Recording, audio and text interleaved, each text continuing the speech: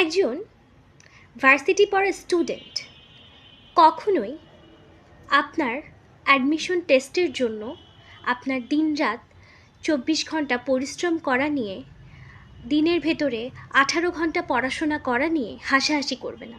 কারণ সেই ব্যক্তিটি জানে যে তারাও ঠিক একই পরিশ্রম করে ওই জায়গায় পৌঁছেছিল। হাসাহাসি করবে কারা? যারা সেই জায়গাটাতে পৌঁছাতে পারেনি বা চায়নি।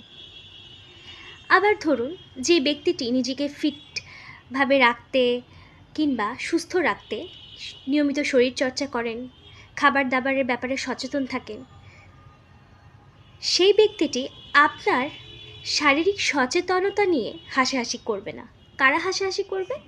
যাদের নিজের প্রতি কোনো খেয়াল নেই, ফিটনেস ধরে রাখার কোনো চিন্তাভাবনাই নেই তারা।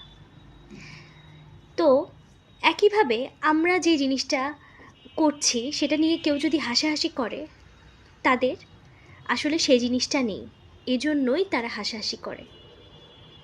দুই ধরনের মানুষ আছে।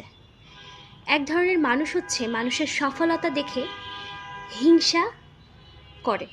আর এক ধরনের মানুষ আছে যারা কিনা মানুষের সফলতা দেখে ইন্সপায়ার হয়, নিজের মনে মনে এটা ভাবে আমাকেও ওই জায়গাতে পৌঁছাতে হবে।